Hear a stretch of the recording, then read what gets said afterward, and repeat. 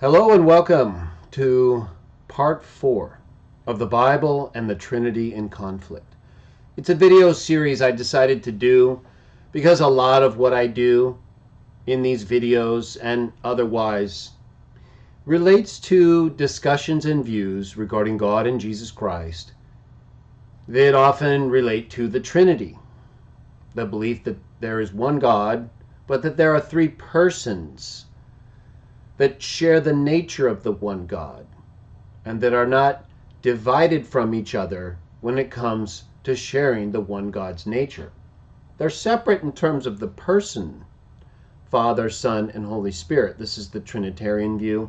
And we're going to get into it more in a minute in terms of further defining it by those who believe in it. But this series is also about the Bible, of course, and most importantly, whether or not it agrees or conflicts with the Trinity, because while the Trinity does incorporate terms and beliefs that are taught in the Bible, the Trinity, the way it is taught,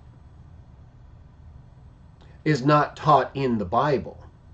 Some parts of it are, right? Like if someone, a Trinitarian, were to say Jesus is the Son of God, or even Jesus is God, in the sense that that is explained in the Bible, right? By being the one who speaks only what God speaks as God's Son, rather than his own will or teaching.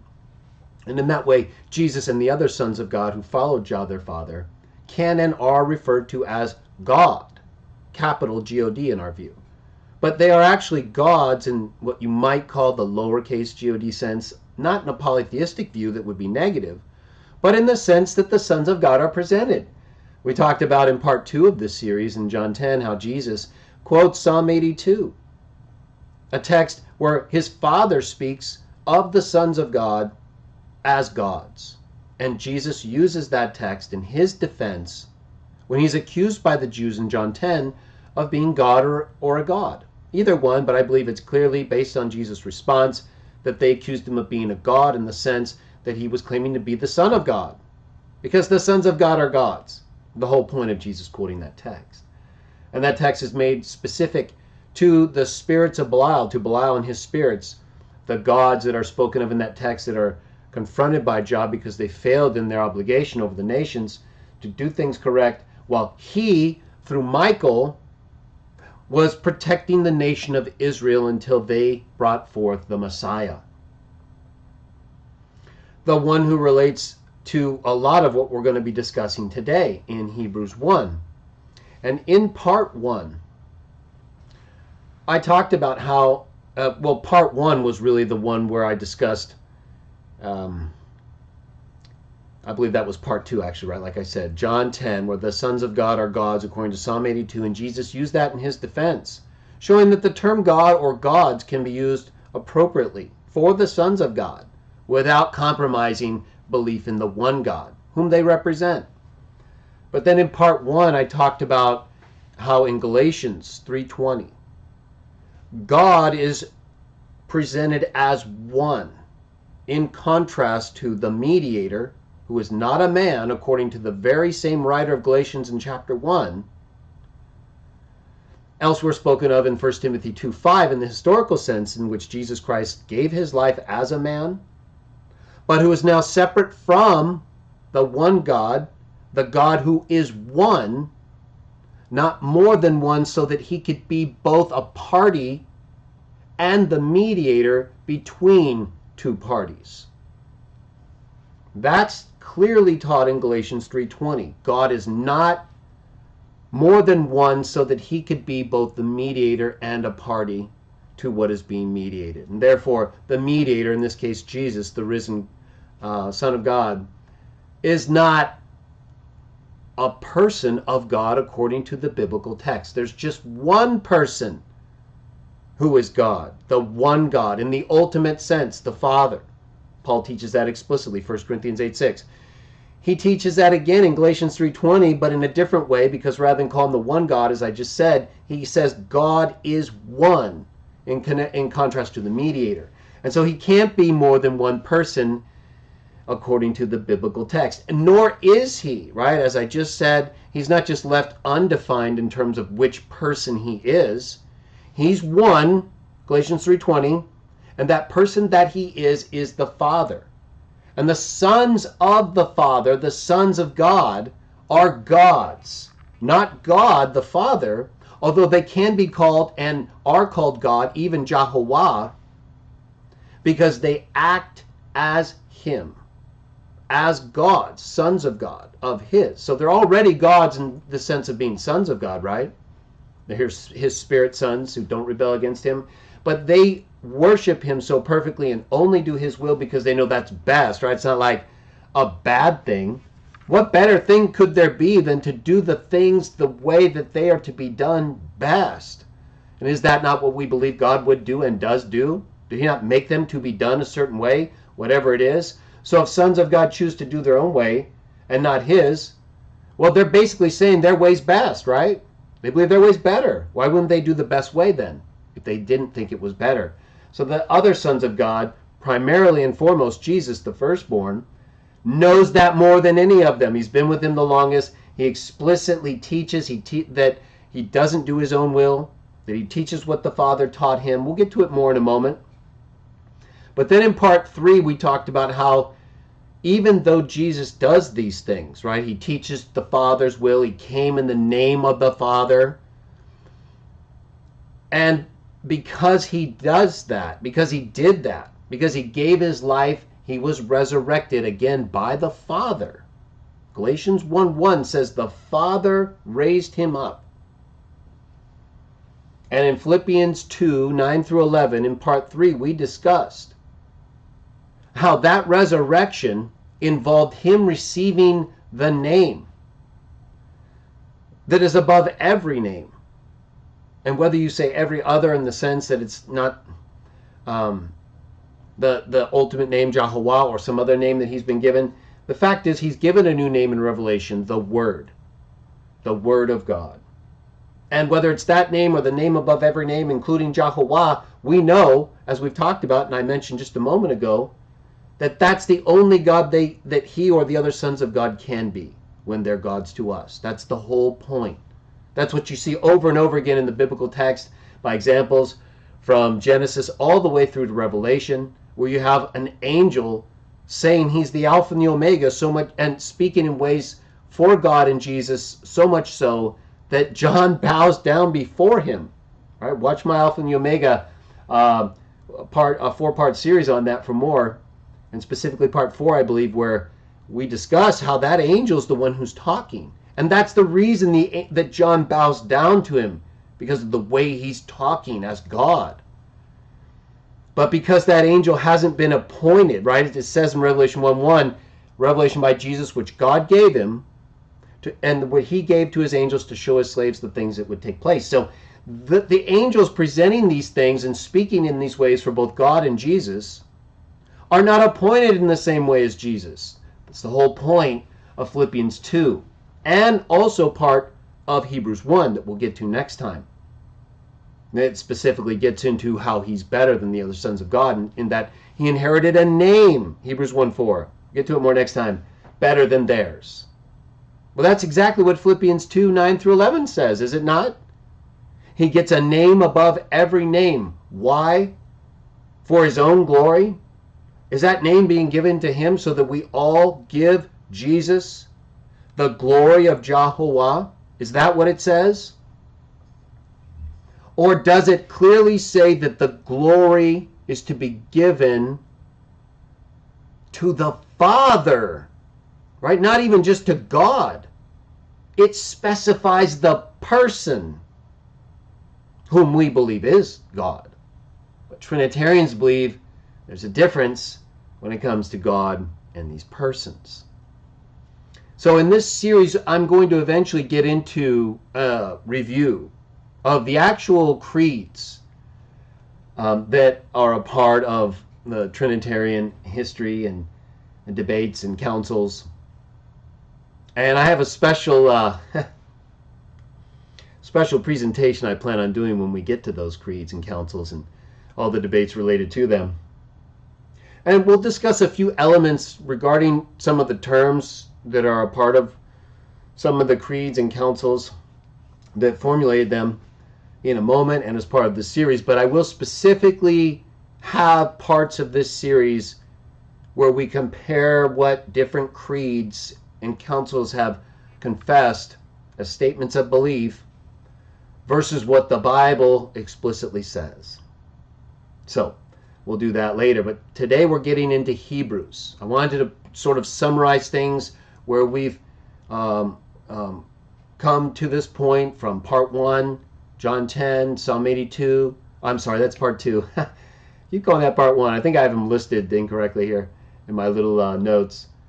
And so part 1, we had Galatians 3:20, right? The number of persons defined in the Bible as God, that God is defined as. Right? Part 2, the way that the term God and gods are used for God and the sons of God, and in a way that Jesus uses in his defense. That's our defense. His defense is our defense. We don't do anything different. They just act like he's not doing the same thing we're doing. But he is. And then in part 3, we talked about, again, Philippians 2, 9 through 11. He's given a name above every name. He didn't have it. He received it from God. And so if it's Jehovah, we know that he's being given the position and authority that he said he would receive upon his resurrection. All authority has been given to me in heaven and on earth. But that is still at its highest level. Name above every name. All authority to the glory of one person, the Father.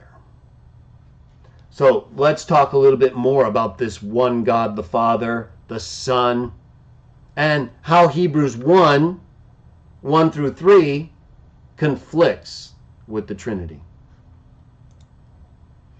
We'll use my translation of these texts. I have done these to this point. I did make a brief change, or I shouldn't say brief, but slight change to the last part of verse 3. I also updated the translation on the CW Jaw forum. If you want to update it or take it from here, the same as in the notes below. Just a little bit different wording as I went back through it in preparation for this video. So let's take a look. You can follow along in your own text. If you have any questions or if you object to anything that I present, feel free to do so. If you do it the right way, and it's something we can incorporate into the show, I will. Verse 1 of Hebrews 1. Now, we're going to be basically using the text. I should point out, I've done day text videos of Hebrews, the text I've translated, so they're text readings now, but they were day text back then, about a year or so ago. So if you want more information on the book of Hebrews and its textual history, take a look at the first video. I think it's of Hebrews 1 through 6. You can go to the day text playlist on the channel. So, but I will point out that we're basically using the text of P46, probably the earliest text that we have of Hebrews, of this part of Hebrews and most of Hebrews. If not all of it, I'd have to check to see what the full contents of P46 on Hebrews is, but it's the text I'm using is based on P46. The image you see on the thumbnail for this video shows you P46 and most of the section we're going to be reading, which is datable to about the late 2nd, early 3rd century. Okay, so that would be the late 100s or early 200s. I know 2nd, 3rd sometimes it's not mentally easy to correspond into the hundreds just right, so I like to point that out. And there's really not a lot of textual issues here. There's a little bit of one that's not, in my view, significant, especially for what we're doing in the in the latter part of verse 3. But since it's not really that important, we're not going to get into it. So we essentially have a pretty consistent text that we're going to be reviewing that goes way back to within a couple hundred years of when this was written. In different places and in various ways, in ancient times, God was the one who spoke to the forefathers by means of the prophets. Verse 2, during the time of these last days, all right, so the writer of Hebrews, which I may refer to as Paul, but which isn't, necessary. But in any case, that's another discussion. It's certainly accepted, the letter of Hebrews, as part of the New Testament, and for good reason. as I discussed in my day text video, and as I'll probably discuss in another video on New Testament textual manuscripts or texts. During the time of these last days, God spoke to us by means of a Son, whom he made or placed an heir of all things, by whom he also made the ages. He, that is the Son, the one by whom God speaks in these last days, versus the prophets that he spoke by in the past. We'll go back to it in a moment, but just to keep us consistent here in our train of thought. He, the Son, exists as the brightness of God's glory and an imprint of God's Spirit being. And he brings forth, or carries, all things with his word of power. After making a cleansing of sinners, he sat down at the right hand of the greatness in high places. Okay, let's go back and take a look at a couple of things, and then we're going to hit some of the key parts that get us into the discussion of the Bible and the Trinity and the conflict that I see in these texts. First part. All right, so different times, different ways in ancient times. God was the one who spoke to the forefathers by means of the prophets. Right? So he's not talking about the angels, is he? And he's not talking about the sons of God and the angels who were taking form and communicating with different peoples. He's talking about the ones to whom the angels and Jehovah, of course he did it by angels as we've seen time and time again. He's talking about the ones to whom those beings or God spoke, right? In ancient times, God, which we know was done often, if not always, by angels, God was the one who spoke to the forefathers by means of the prophets. There's no, right? Remember what I said at the start? The angels are not differentiated from God or Jehovah in numerous examples we've talked about in prior videos, in this series, and in others, where they speak as God, as Jehovah. And so he's talking about the prophets that they spoke to, they mean God and the angels that he used, and how those prophets, those human prophets, right? We're not talking about angelic prophets. We're talking about the prophets that received the information from God or the angels. In contrast, they spoke then to the forefathers, right? The people before the Jews of this time. But in contrast to that, in contrast to the prophets, not the angels, in these last days, God, the God who spoke here, speaks here. How? By means of a Son.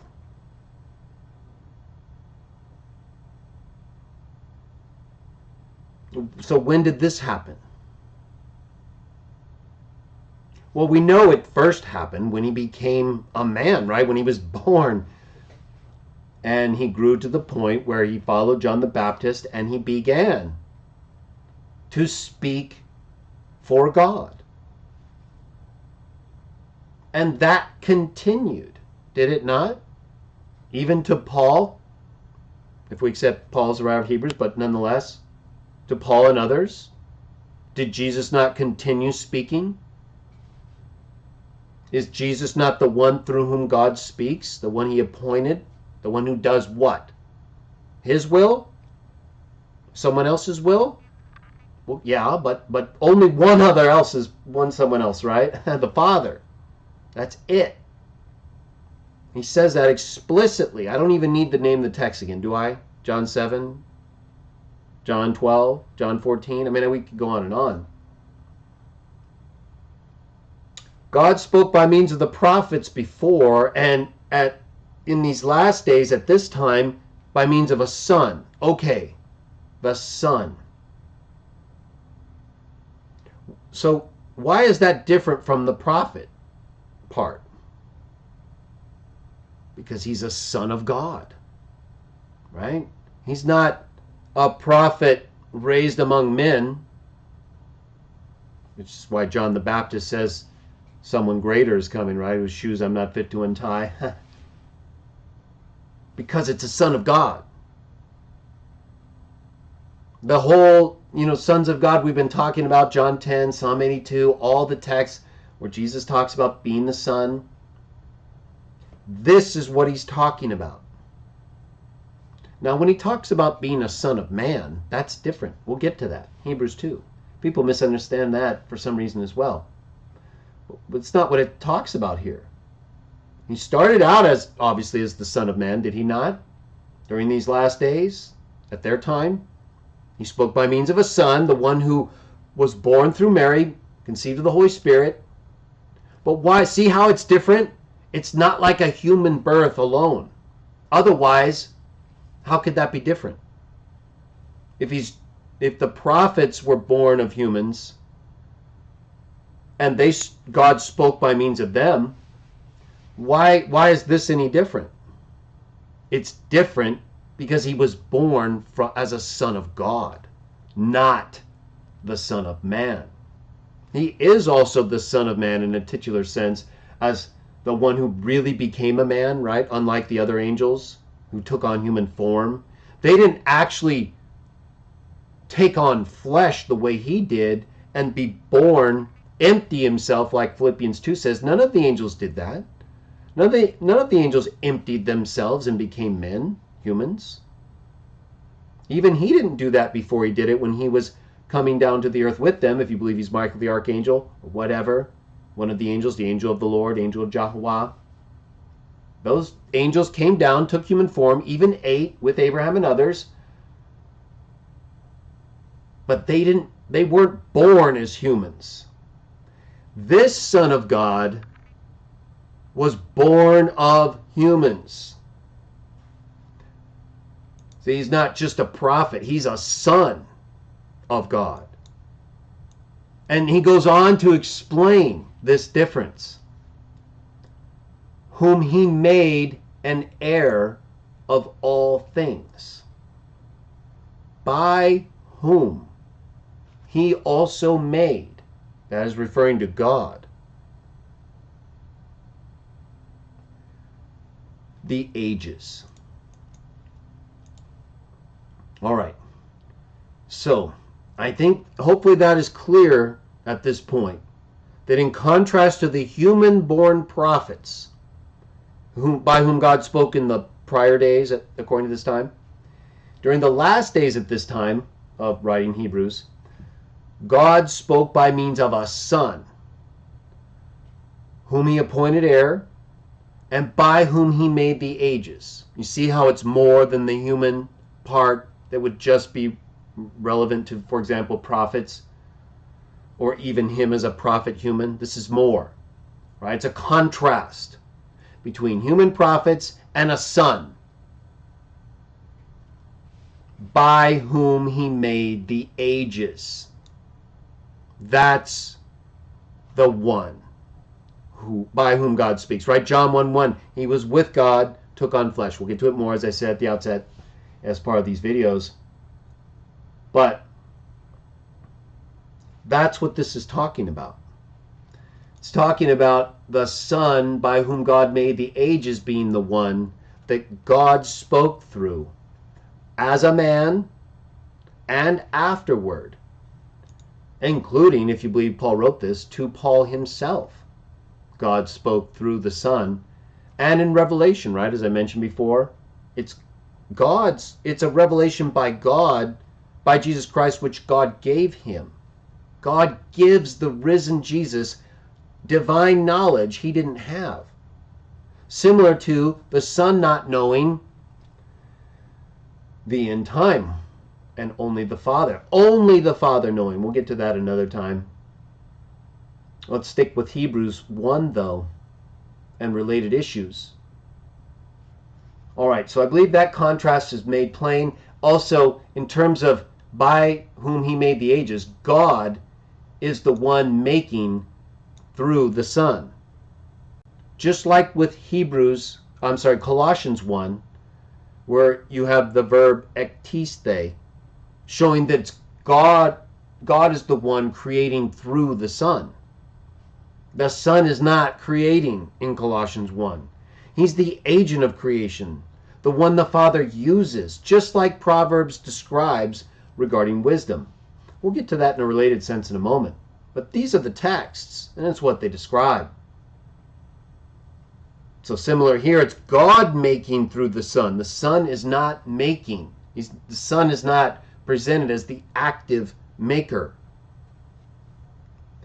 Then it goes on. So we're talking about the Son, by whom God spoke in the last days, and by whom he made the ages. He exists as the brightness of God's glory. The brightness of God's glory. Now, this text and the way that is presented, it uses the term apalgasma. And I'm going to go ahead and read that definition of the term for you. The Greek actually reads apalgasma tes doxes. Hos on apalgasma tes doxes. Who is the outshining, the brightness. Who is a brightness? Well, I add the, but it's more just for the sense of the translation. Who is a brightness of the glory. And then it goes on to describe him further. But it's describing his relationship to whom? God. He, that is the Son, the one by whom God speaks and by whom he made the ages, he exists as the brightness or a brightness of God's glory. So what is this brightness? What is this apalgasma that the writer of Hebrews is describing? And notice it's the brightness of the glory. It doesn't say he is the glory of him or he is his glory. There might be a sense in which that could be true, but in this context and the way he's being described relative to God's being, right? His hypostasis, which we'll get to in a moment. The way that he's described here is metaphysical, right? It's the glory. It's the being or hypostasis of God. The one who made things through this one. More on this apalgasma. All right, let's take a look at the Bauer, Arndt, Gingrich, Danker lexicon. I'm going to read to you a part from page 99. And let's just take a look. The term apalgasma, it's only used in Hebrews 1:3 in the New Testament. And it's used in the apocryphal Old Testament in Wisdom 7:26. We'll get to that in a moment. Remember I told you we'd get to some related wisdom issues in a moment. And let me just take a look here, though. Verify work. Okay, that looks good. Wanted to check and make sure we're good on the chat. So, the Bauer, Gingrich, Danker lexicon, page 99. Apalgasma, brightness, outshining. Here's what it says. It says radiance, effulgence, in the sense of brightness from a source. Reflection, that's the active sense. Passive, reflection. Brightness shining back from a source. That's with a radiance, effulgence. The meaning cannot always be determined with certainty. Right? And even here, right, when you think of brightness of glory, That's not as easy to conceptualize, let alone put into words, is it? But if we think of it in terms of how it's defined here, it does say Hebrews 1:3, radiance of his glory, brightness from a source, or brightness shining back. So let's take a look. What is this radiance or brightness being expressed by apaugasma? Well, let's just take a look. What do you understand when you read or use the word brightness? What do you mean by that? Do you think the writer of Hebrews was using the term in a correct sense? Probably, at least in the limited to the limited extent that brightness was understood correctly in association with, light and light itself. But notice it said apaugasma of the glory. Let's take a look at this brightness radiance part. First, and we've talked a little bit about light and what light is in the Genesis text reading videos we've done. So I'd encourage you to look at those in Genesis 1 for a little bit more information scientifically about light. We'll get into some of it here, though. And let's just start with bringing up brightness, right? I just typed in brightness on Google, and you get a lot of little things here. But if we just pull over this little side part here from Wikipedia, this isn't like a controversial thing. It's not like the definition. When you think about it, remember I asked you a moment ago, what do you mean by brightness, right? You kind of know, right? We mean it's the light shining out part from a source, which we often think of as connected in a way, but not always, not completely anyway. And so notice here the part that's quoted from the Wikipedia source given. Brightness is an attribute of visual perception in which a source appears to be radiating or reflecting light. In other words, brightness is the perception elicited by the luminance of a visual target or source. Remember, as Bauer, Gingrich, and Danker in the lexicon I just quoted, and I have right here, the brightness from a source, or brightness reflected from a source. In this case, the source would be God's glory. And it doesn't even say God or his hypostasis or ousia. We'll get to that in a moment, these terms and what they mean. In particular, hypostasis. But brightness, okay, so by the luminance of a visual target, it is not necessarily proportional to luminance. All right, let's take a look at luminance.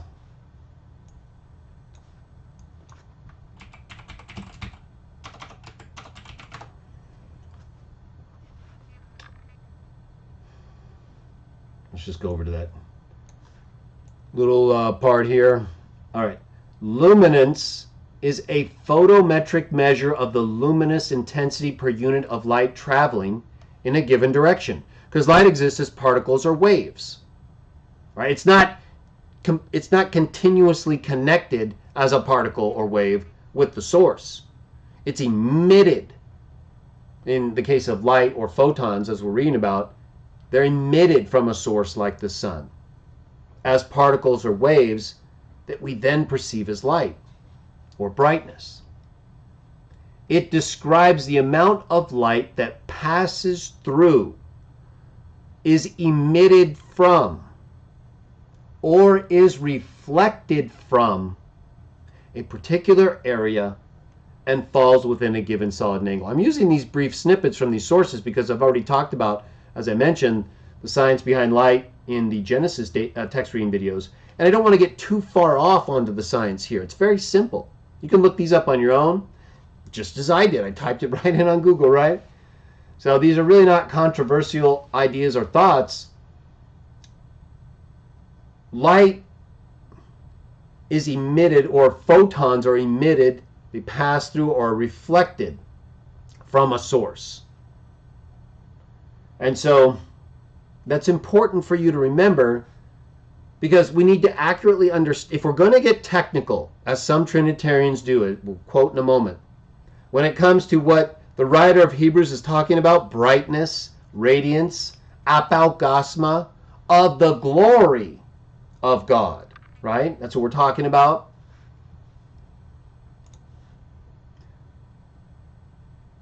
So what is this brightness in terms of the metaphysic of God's glory? Well, we just read what we're taught in the text. Let me read you one other source, as I mentioned, in the apocryphal text of wisdom. By apocryphal, I just mean, of course, they're not included in the Old Testament books for certain reasons, and they're designated as apocrypha or pseudepigrapha at times, depending on which text you're referring to. But in the case of books like the Book of Wisdom, it's considered an apocryphal work. And in Wisdom, let me just read it to you here.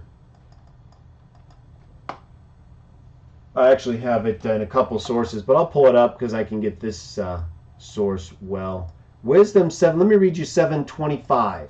This is from the apocryphal work of Wisdom, which is often it has biblical information, describes biblical thoughts, ideas, beings like wisdom in ways that are very relevant when it comes to these discussions. So in Wisdom 7:25, it describes, we'll just read the King James. It refers to wisdom as the breath of the power of God and a pure influence flowing from the glory of the Almighty. Very similar to what we read about the Son in Hebrews 1. Therefore can no defiled thing fall into her. And then in verse 26, it uses apaugasma here. For she is the brightness, apaugasma, of the everlasting light. And it uses a term, haidiou, from haidios, or idios, idios, that can mean everlasting from a point forward or eternal. She is the brightness, apaugasma, of that light, of that idios light, eternal or everlasting, the unspotted mirror of the power of God and the image of his goodness. Okay, so that's talking about wisdom. All in these reflective senses. And while it does use apaugasma in relation to an everlasting or eternal light, it's still not that everlasting light. It's the apaugasma of that light. Right? It's the brightness of that light. It's what's emitted from that light in terms of what we actually understand light to be, what we understand brightness to be, which wouldn't be inconsistent, would it, with what the writer of Hebrews is talking about? I don't think so. And so therefore, a little more surface light here. Therefore, the consistent understanding of this text would be that the brightness of God's glory is what is emitted from God's glory. That's what the sun is. He is that particle or wave in the comparable sense to actual light, photons, that are emitted from their source. And further on that point, let's take a look. I think we have, in this case, that's on, we'll get to that in a moment on character. Let me bring up now Gregory of Nyssa, one of the somewhat early apologetic nuts. So we'll get to that more in a moment, but let me just we'll get to a couple other things related to parts of Hebrews 1 in a moment, but let's stick on this apaugasma for a moment and what certain early Trinitarian apologetic nuts had to say about it, which is similar to today. Okay, and so listen to this. We've got a couple things here we're going to read from Gregory of Nyssa in his work Against Eunomius, Book 1.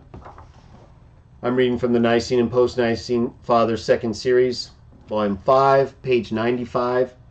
Actually, I'll be reading from page 94. Listen carefully. We're going to read two sections from Gregory of Nyssa, an early, ardent supporter of the Council of Nicaea, the Nicene Creed, and the apologetic nut stuff. we'll get to in more detail later. Gregory of Nyssa, writing against Eunomius, who didn't think God could be complex and had to be simple in ways that would be not Trinitarian. So Gregory of Nyssa has this to say: if then a man, in a certain sense, is not, and is then born, having existed beforehand by virtue of kinship of substance in his progenitor, according to an apostle's testimony, how as to the divine life do they dare to utter the thought that he was not, and then was begotten? For he is in the Father, as our Lord has told us, I am in the Father, and the Father in me. Each of us, of course, being in the other in two senses. Of course, he doesn't get into the fact that the Son also says, I live because of the Father. The Father gave life in the Son. John 5:26, 6:57. And we know that all things are out of the Father. Therefore, all things were ultimately in the Father, including us. Let's read further. The Son, being in the Father as the beauty of the image, this is in relation to apalgasma, Hebrews 1:3, early Trinitarian view. Right? We just read and showed scientifically how brightness, apalgasma, radiance, is what we see from the photons that are emitted from a source. And we defined apalgasma as the brightness from a source, not the source, but something which is emitted from the source, either the brightness of it or the brightness of the reflection of the source. So they're all consistent until we get to Gregory of Nyssa, another Trinitarian apologetic. No, it's the Son being in the Father as the beauty of the image is to be found in the form from which it has been outlined, and the Father and the Son as that original beauty is to be found in the image of itself. Now, in all handmade images, very important, listen carefully. Now, in all handmade images, the interval of time is a point of separation between the model and that to which it lends its form. But they're the one, that is, in terms of the Father and the Son, but they're the one cannot be separated from the other, neither the express image from the person. These are in quotes. Expressed image, and by that I believe is meant apalgasma, from the, quote, person, to use the apostles' words, nor the brightness from the glory. Okay, the first part might be express image. I'm reading the English. Character. But person is used in the text. We'll get to that in a moment. And he's quoting the apostle, Hebrews 1, subject text. The one cannot be separated from the other, neither the express image from the person, to use the apostles' words, nor the brightness from the glory of God, nor the representation from the goodness. So notice, he says, he first gives an example of how in all handmade images, the interval of time is a point of separation between the model and that to which it lends its form. Right? We agree with that. Is that not true? In all handmade images, the interval of time is a point of separation between the model, the thing that's being imaged, and that to which it lends its form, the image itself. There's a separation between the time of the existence of the image, or I'm sorry, existence of the original, and the time when the image of the original is made. But then he goes on to say, but there, the one that is with the Father and the Son, there it can't be separated. So, well, yes, it can. He just disagrees, even with his own illustration. And he goes on, as I said, there it can't be separated. He quotes Hebrews 1 and says the express image can't be separated from the person, right? He's saying you can be a character of God's hypostasis, which in Gregory of Nyssa means a person. We'll get to that in a moment, but which did not originally mean that, especially not in the Trinitarian sense. But he's saying, first he says, there's a separation, the time between the original and the time between when the image of the original is made. But then he says, but there is no separation when it comes to there being a character of God's hypostasis, or person in his view, or of the brightness from the glory. Well, that's not true. It's not true because, first of all, as we're going to show in a moment by reading again Bauer, Arndt, Gingrich, Danker, it's not controversial in terms of the meaning. Character is the imprint of something. It's what's left after something, for example, a signet ring is pressed into wax. The image that is left, the character of God's hypostasis. There's a separation, is there not?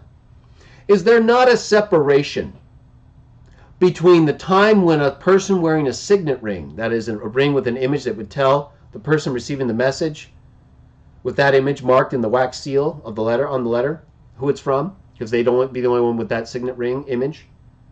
Is there not a separation in time between when the ring is on the finger of the person and when it's pressed into the wax on the seal before the letter's sent off? Of course. That's the imagery and language used in Hebrews 1 that we just read. Character of his hypostasis.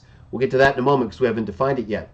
But they're kind of being defined here in Gregory of Nyssa while he talks about apaugasma, which is the brightness of God's glory.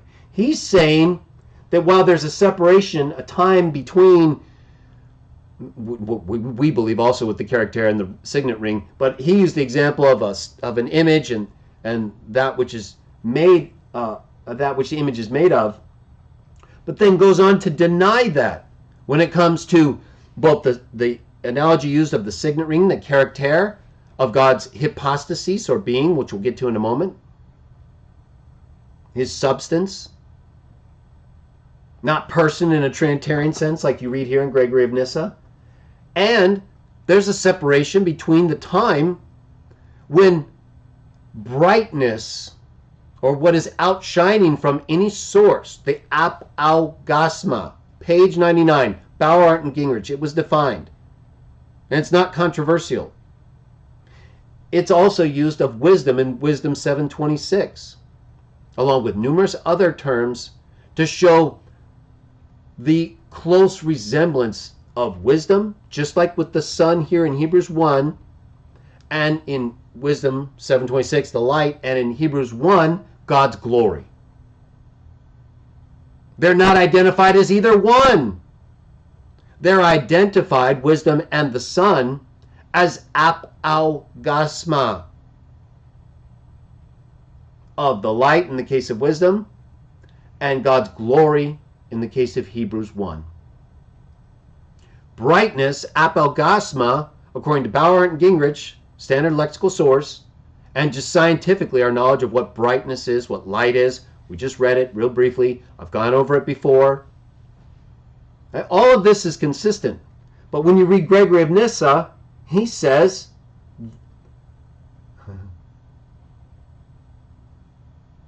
but there the one cannot be separated, there meaning God and the Son. And he goes on to quote the very expressions that convey a separation. This is how the Trinitarians are. This is how they've always been. This is how they started out, or at least got to at this point in the 4th century. So he goes on, but when one's thought has grasped one of these, it is well admitted the associated verity as well, or truth. Being, he says, not becoming. So he's making an issue now out of the participle on, existing, has on, right? Who is, which they kind of try to do also in John 8:58. Ego eimi, the present eimi. It's not a participle, but it's related to the same verb, or the verb in Exodus Septuagint 3:14 is related to that same verb, the participle on, haon, the existing one. But remember, that phrase is further qualified by John in Revelation 1:4. The existing one and the one who was, going backwards, showing that just being the existing one isn't enough. Right? That phrase, that does not mean eternal, everlasting, going backwards. It just means existing at the time, going forward. Haon.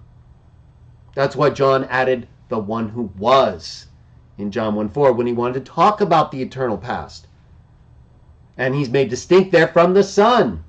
But nevertheless, Gregory of Nyssa, early apologetic knight, he's going to tell us how being, he says, not becoming, quoting Hebrews 1, the brightness of his glory, so that clearly we may rid ourselves forever of the blasphemy which lurks in either of those two conceptions, namely that of only begotten, that the only begotten can be thought of as ungenerate, for he says the brightness of his glory, the brightness coming from the glory, and not reversely, the glory from the brightness, or that he ever began to be. For the word being, he's talking about has on, or on, who being the brightness, apaugasma, of the glory. For the word being is a witness that interprets to us the Son's continuity and eternity and superiority to all marks of time. So you see how they are? It doesn't matter if you quote the text, apaugasma testoxes. Doesn't matter if he's called the character, tes hypostaseos. They're going to look at that and say, well, that does look kind of like the way an image is made, and so there's a time difference, just like Gregory says, before he says that's not what is the case when it comes to the Father and the Son. You know, it gets depressing reviewing these guys sometimes because they do these things and they misinterpret the texts. You listen to this. He goes further on apaugasma, page 116. For take an example, Ishmael was not before the generation that brought him into being. And before his birth there was, of course, an interval of time.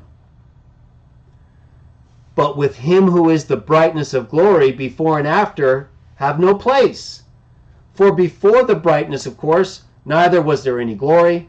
For concurrently with the existence of the glory, there assuredly beams forth its brightness. So you can't have one without the other, is what he's saying. They're connected in such a way that while Ishmael, the example of the generation of Ishmael, shows there was an interval of time, that's what he says, just like with the statue and the thing after which it is made in the prior quotation from Gregory of Nyssa. He gives an example of something that's really the case, whether it's the original and an image that's made in an interval of time between those two events, or Ishmael not being born in the interval of time between that and him being born. But he says, but with him who is the brightness, that has no place, right? It's like he just denies it. He just shuts it off. It doesn't mean what it means. Brightness of glory, how can you have brightness without the glory? And if you have the glory, you have to have the brightness, so they're both eternal, right? There's no separation. Well, that's not true, right? Even in the illustrative sense in which these terms are used, brightness, right, imprint, right? They mean things, but they're used in other contexts which allow us to understand how they're used. So when we talk about light or brightness, we don't often refer to it in terms of the separation from the source, but that's what it means. In this case, it's not even talking about light like in Wisdom 7:26. It's talking about God's glory. The brightness from that glory. That's what the Son is described as in relation to the glory. So he doesn't share that glory. He couldn't possibly share that glory. Otherwise, he would be emitting the brightness. Just like this text says is done. And that he is. He would be the glory that is emitting the brightness. You understand? The brightness is not the glory, the source. It's either the reflection of that source passively, or if actively, it's what's emitted from that source. In the case of light, a particle or a wave, which we then perceive as light when it hits the atmosphere. And in the case of God's glory, it's metaphysically such that we really can't do what he's doing, right? This is their whole problem. They go out of the text into their own minds and thoughts, and they come up with these ideas about how glory can't be detached from its own brightness. And so, even though that doesn't fit with the illustration even involving light, he's basically reading into the metaphysics of God something it doesn't say. Whereas brightness, in terms of being used of wisdom in Wisdom 7:26, since that's our only other real biblically related text, in association with Bauer and Gingrich and its definition of the term, involves a separation from the source that is bright. A brightness that is reflected from a source or emitted from a source like light. So he goes on, For before the brightness, of course, neither was there any glory, for concurrently with the existence of the glory, there assuredly beams forth its brightness. And it is impossible in the nature of things that one should be severed from the other. And again, he's confusing light with glory, right? Because he gets into nature. He's kind of basically, it seems like to me like he's equating light with glory. Let's just finish it up. And it is impossible in the nature of things. See? So that's why I think he's getting into light here. That one should be severed from the other, nor is it possible to see the glory by itself before its brightness.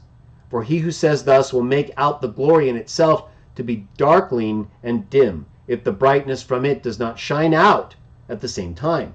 But this is the unfair method of the heresy, to endeavor, by the notions and terms employed concerning only begotten God, to displace him from his oneness with the Father. Right? So he's trying to argue against this separation from the only begotten God, which is true according to John 1:18. He doesn't want that to involve a separation of nature, even though that would then necessarily require the Father to also be only begotten, because that would be part of the nature of the God, right? That he is only begotten God, monogenes theos. That's the type of God he's described as relative to the Father. So they don't share the same nature as God. Otherwise, the Father would be only begotten. Because it's qualifying God, right? It's not qualifying the Son or Father as unbegotten. It's talking about God, the type of God they are.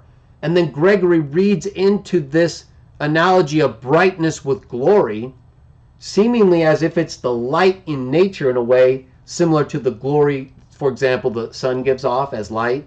Fine. But that is separate from the sun. It's the brightness of the sun. The sun's the source of light, or in parallel with Hebrews 1, God's glory.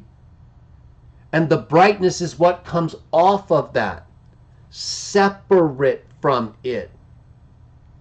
Even in our own, as he says, nature of things. So he's just wrong.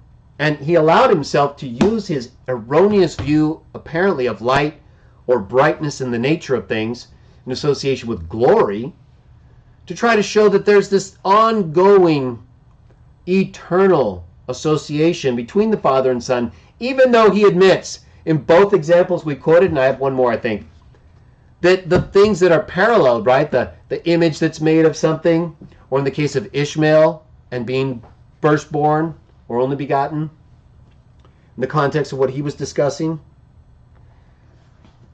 he had to admit that those two involve time intervals. But then he just threw them out the window when it came to actually, applying the terms from Hebrews 1, apalgasma and character. And I have one more here that I think I might want to share.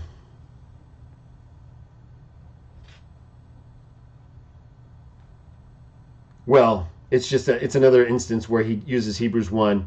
He says, in like manner also the cleansing of our thoughts, of which the statement speaks, is proper to the power of the Lord. For it was the brightness, and he says it this way, brightness of the Father's glory and the express image of his person.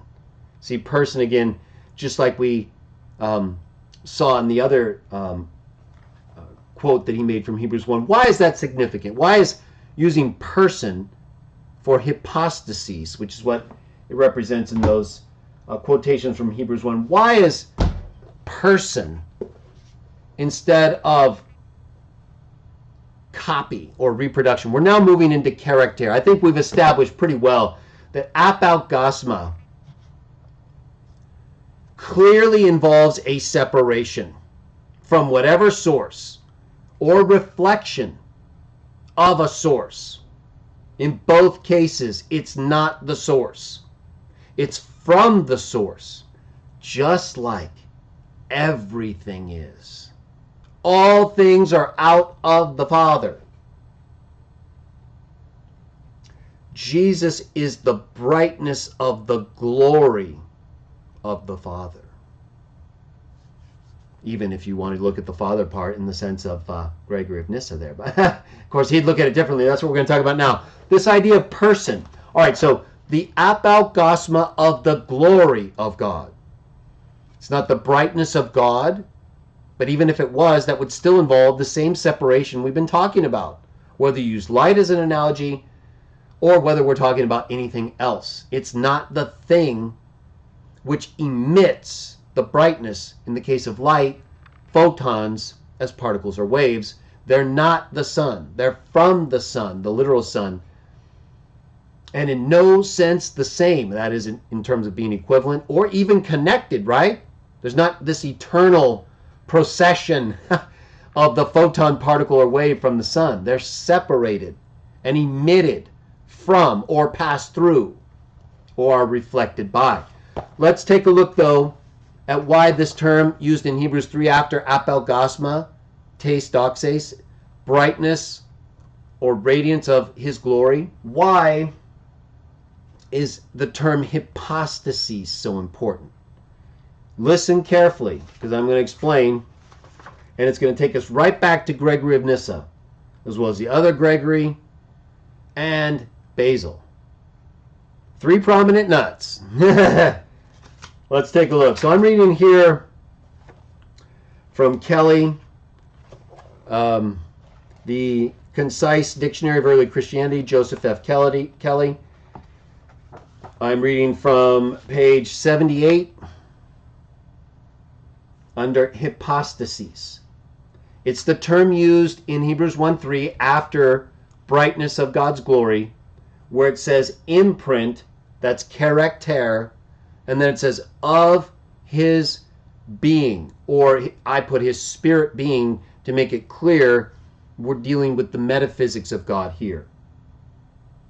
And that is what is described, right? God's a spirit. It's his spirit being of God.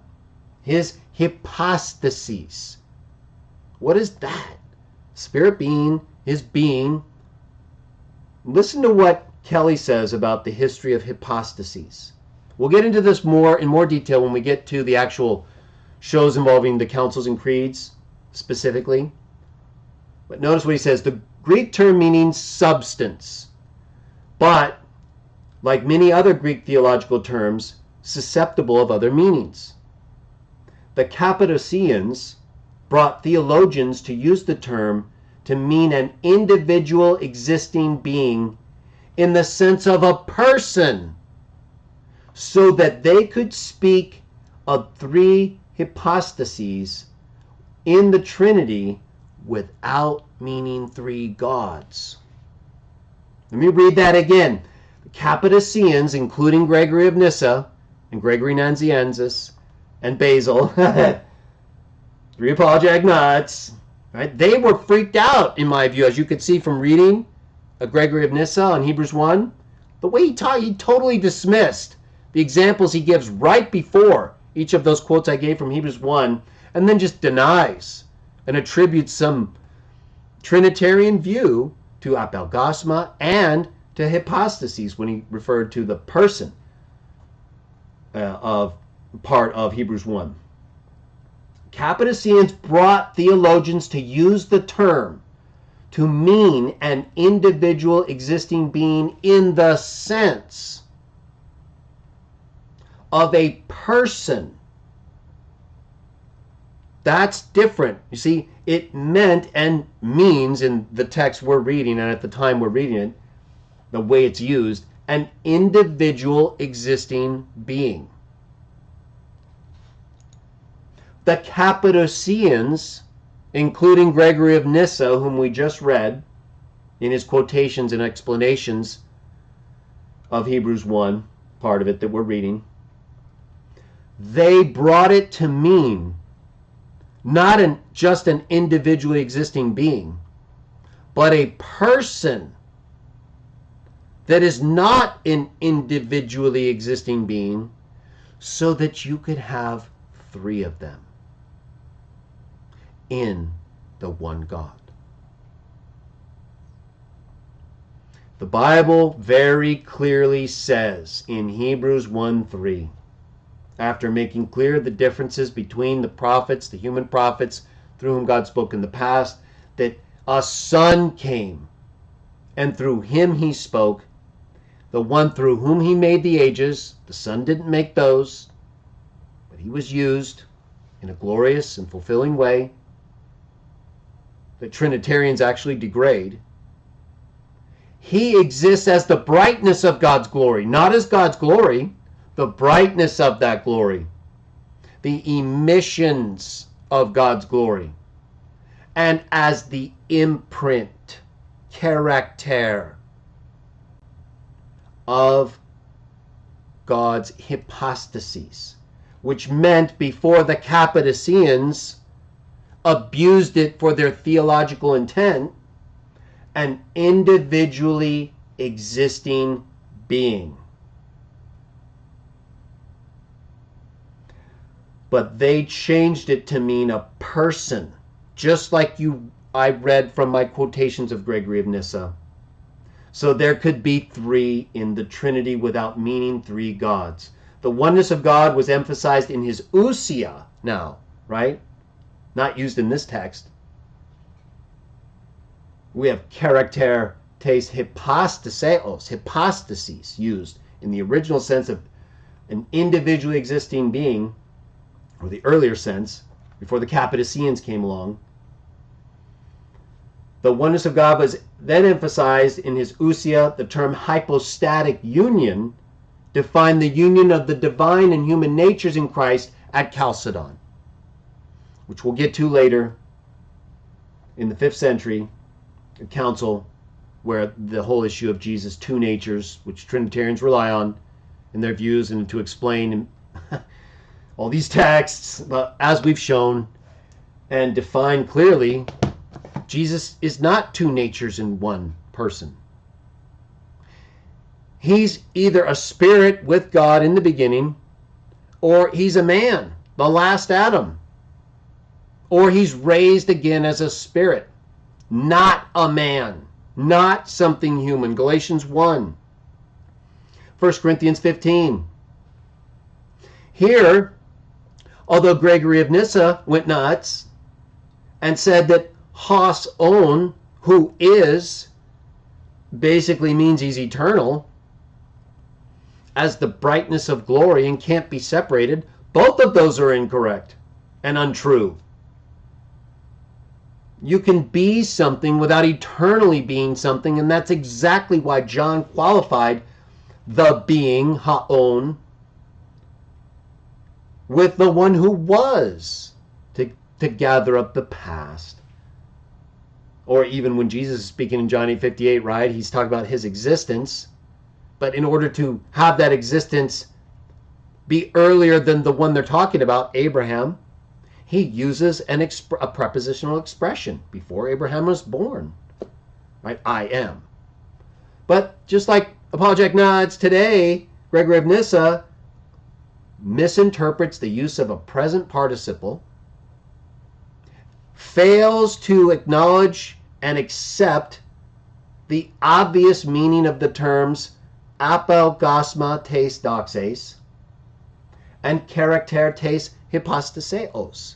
Instead, as we just read from Kelly, the Cappadocians, including Gregory, changed the meaning of hypostaseos or hypostases, hypostaseos being the genitive form used in the text, from an individually existing being to person.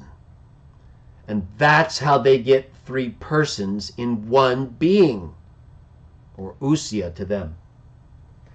Let's take a look at what the Bauer, Arndt, and Gingrich says now about character, imprint. We've talked about apaugasma. We've talked about God's glory and how Jesus is the brightness of that, in a way similar to how light is emitted from a source like the sun and is separate from that and not that, contrary to Gregory of Nyssa.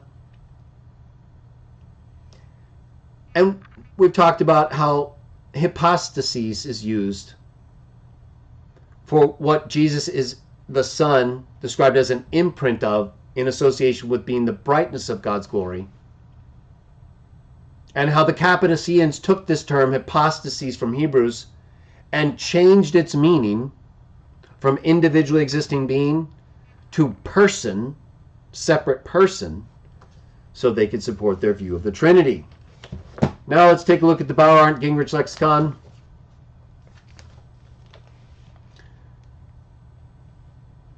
We'll look at pages, probably pages 1077 and 1078 for character. So character is imprint in the text we've been reading. So we've talked extensively about Haas on, who is, and Gregory's view of that and what it really means, what it says. Apaugasma, tes doxes, brightness of God's glory, what that means in terms of the meaning of the term apaugasma as defined lexically and as used of figures like wisdom in Wisdom 7:26. And how that is the bright apaugasma of God's glory. So it's not even, he's not even God's glory in the absolute sense, but the brightness, the apaugasma, emitted from that glory. And an imprint, character of God's spirit being. Hypostasis, which the Cappadocians later changed from individually existing being to person, so they wouldn't have three gods. Remember how I've talked about how this Trinitarianism really ultimately goes back to this whole issue, this perceived but not real problem involving more than one God, in terms of the sons of God who follow God, and foremost of whom is Jesus. Character, Bauer, Gingrich, and Danker lexicon, page 1077 through 1078. So it introduces character on the bottom of 1077. Says, first definition, a mark or impression placed on an object of coinage, impress, reproduction, representation. Part B of that definition, of a distinguishing mark, trademark. Definition 2, something produced as a representation, reproduction, representation. Hebrews 1:3, Christ is character tes hypostaseos autou referring to of him, God, spoken of from verse 1. Translated in Bauer and Gingrich on this page 1078 as an exact representation of, parentheses, God's real being. A reproduction of God's real being. Now it cites as a reference here another instance of the use of the term character. 1 Clement 33:4.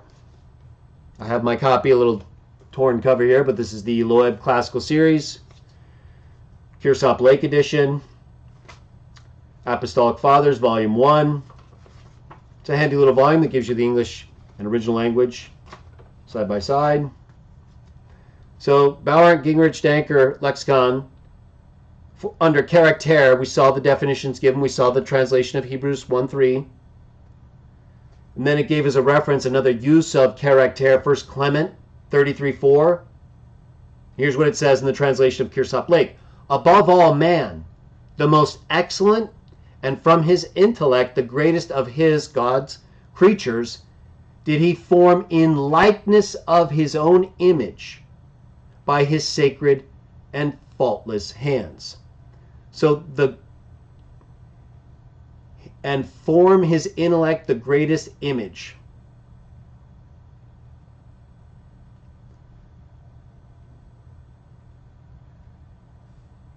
Eplasen tes heautu ikonos charaktera. He formed of himself of image a character, an imprint, a reproduction. Who is that in this context? In 1 Clement, man.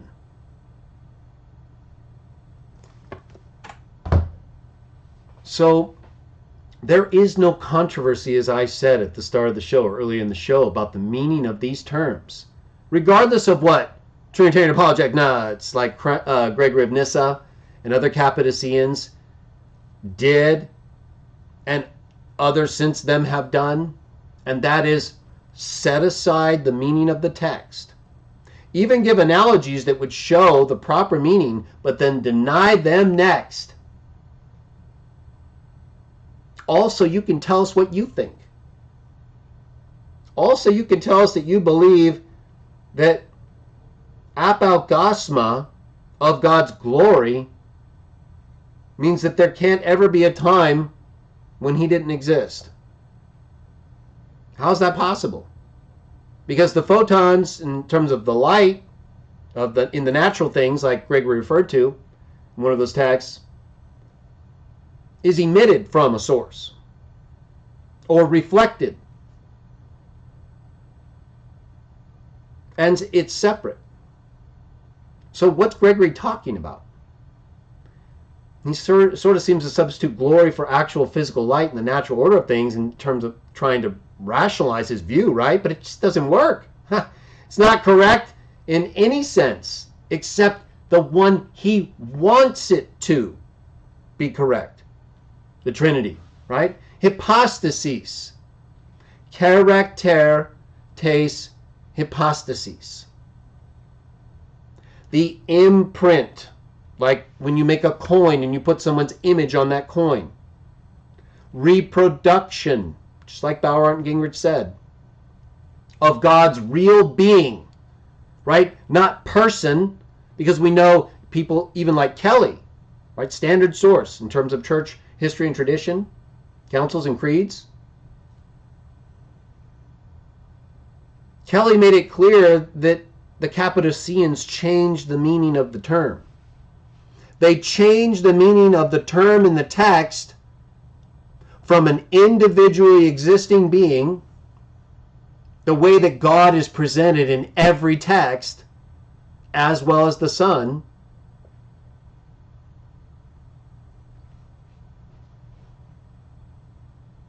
they changed that meaning so that now when Trinitarians read these texts, you know what they see?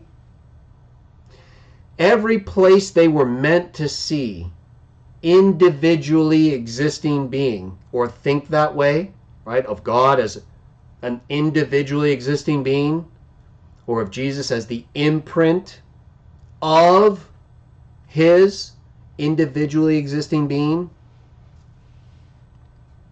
Instead of seeing that, they uniquely insert the view that it's an individual person of God. True only in that way, but not defined anywhere in these texts like that. So do you see what has happened for so long? When they see God, and Gregory even elsewhere says, you should, when you see the term God, you should be thinking of the persons of God. We'll get to that later in another video, but that's how they think.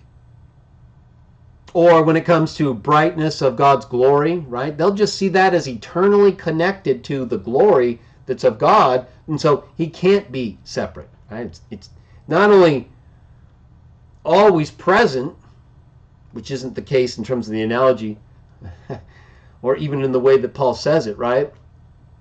Because he's not described as God's glory, but of the brightness of it, and similar to the imprint of his being, hypostasis. So what is he eternally connected via glory, but he's totally separate in terms of his individually existing being? Well, they'd have to deal with that, right? That's not how we see it. We see it as Jesus is the outshine, the emission, not the extension eternally. He's firstborn. He's only begotten. Those are real terms. They're not to be ignored the way Gregory did or the way other Trinitarian apologists do. Those terms are temporal. Gregory knew that, right? He gave the example of Ishmael. He knew that and then just denied it. But that's not the case here, he said. But that's not to be the... Yeah, it is the case here. That's exactly what it is. Don't let them make you think that what these texts say is anything different. Because if you do, they will. They've been doing it for a long time. And we want to try to help people, right? We know many have been raised with the Trinity and with Trinitarian views. And we have a lot of sincere, in the sense that they believe, apologetic nuts. But they're doing the same thing Gregory did. Gregory of Nyssa, Gregory of Nazianzus, Basil, all the Cappadocians and apologetic nuts. They're not accepting these texts. They're reading them, they're quoting them, and then they're ignoring them. Or they're changing the meaning of the terms. Right? Instead of God, they see a person of God. Instead of hypostases, they see person. Okay, so now Jesus is an imprint of God's person, which they interpret as the Father, right? In the Trinitarian sense, not as the one God, right? If he's an imprint of the one God's hypostases or being, real being, like was defined in the proper lexical source versus Gregory. Well, if he's the imprint of the one God, that's separation. There's no use of the term character, whereas Gregory tried several times to go off on apelgasma, somehow in his misguided view of the analogy with glory and the natural things like light, as somehow eternally connected or inseparable from it, which is not true. He doesn't talk about character and try to explain how its usage essentially requires that there is a separation. The whole point of character is that you're a representation or a reproduction or an imprint of something else. You couldn't be, what I'm getting at, you couldn't be the original something else, the nature of God. You couldn't be that or belong to it if you're copied off of it. You're an imprint of what it is. You've seen me, you've seen the Father. I speak only what the Father says. So, whether it's verbally or in spirit form, he is the same thing in the representative sense that these terms mean. Whether it's brightness of God's glory, and how we associate brightness with the thing giving off what we see as light or brightness, they're not the same. We do see them as the same, though, in some sense or connected, and that is true of God and the Son. But not in a Trinitarian sense, right? That's not what these terms mean or what the teaching of Hebrews 1 through 3 here is at all. It's absolutely in conflict with that. It's in conflict with Gregory. He just denied it. What? There's a separation, interval of time? Not here, right? Because the Son is in the Father. Oh, yeah, well, we are too. And we're in the Son. And the Father made the Son. And if that means the Son has to be eternal because the Son is in the Father or from the Father, guess what? We're eternal too. Because we were made in the Son. Colossians 1. In whom, not just by whom or through whom, in whom. And from whom did we come? The Father. Just like everyone, including the Son. From the Father I came forth and am here. I live because of the Father.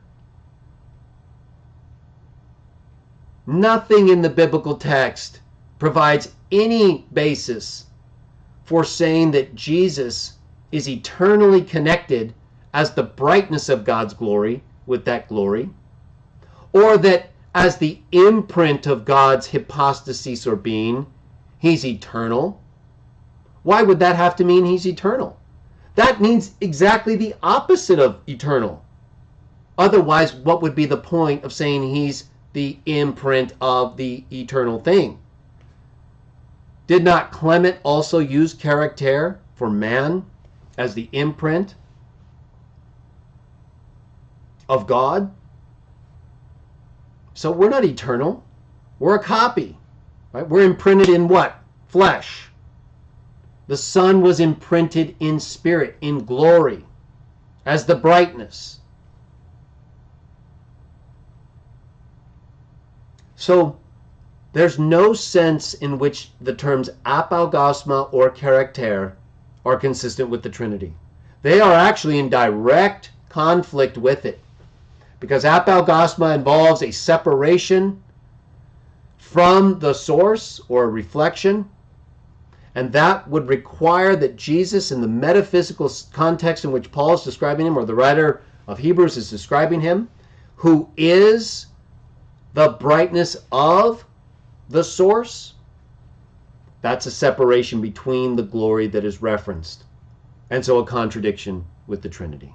Just like Philippians 2 in saying that everything is to the glory of the Father, which would have to be to the glory of the Son as well if they were co-eternally and co-equally sharing that same glory. And then when it comes to being an imprint of God's being, we know that the term used, hypostasis, in relation to God, clearly shows there's a separation with Jesus as the imprint. They're not sharing. They're not homoousios. They're not sharing the same ousia. Those are Trinitarian terms used later under much controversy that we'll get to. But they're not in this text. No, you have character tes hypostaseos. That's it. He's the imprint of God's real being, period. He does not share that being eternally or co-equally. Otherwise, how could he be an imprint of it? An imprint is not of the same age or of the same substance. It may be of the same substance if it's separated, right? But it's always separate from it. Right? Like if you had a metal ring and you had liquid metal and you kind of made a, I don't know, just I'm giving you an example. You could both have the same substance separated and make the imprint in something else, but it would be separate in time. And so in the same sense, in the spiritual sense, God imprinted his spirit self into the firstborn, the only begotten God, directly from the Father. And then through him, God made everything, including the ages, after imprinting his Son into existence, which he now shares with the Father as the brightness of his glory. So I wanted to go over these texts with you as our first part of our Hebrews 1 review, and as our fourth part of this series of videos, which is meant to really focus in on the conflict that we believe exists between the Bible and the Trinity, not because we dislike the Trinity, right, or not because we dislike Trinitarians, but because we love the Bible, but because we love the God it represents, and we want to follow what it says. If what the Bible taught was that God exists as three persons, and if it taught that that's what hypostasis meant, well, then I would believe it. Right? I don't have any other reason not to believe it, other than that I don't believe that's what these texts say. And when I read people like Gregory of Nyssa and other Trinitarians who came about much later, and the way they interpret and use these texts, they're totally different. And they really don't make any sense. And what is worse, they change the meaning of the terms, like hypostases, and as Kelly said. Because the way they're used in the text, like in Hebrews 1:3, character tes hypostaseos, that contradicts the Trinity. Because it shows, again, there's a separation between the real being of God, Bauer, Gingrich, Danker, lexical source definition that I read earlier, and the Son. Just like apalgasma of his glory shows. Just like every text shows, the rest of the text too, where after he cleansed, made a cleansing of sinners, he sat down at the right hand of greatness, at the Father's right hand, still separate as a spirit being, the imprint of God's being, not the imprint of a person in a Trinitarian sense. That's not the meaning anywhere communicated in Hebrews 1 or in any other biblical text. That's a meaning that comes about hundreds of years later and that is in direct conflict with the meaning of the terms used in Hebrews 1, 1 through 3.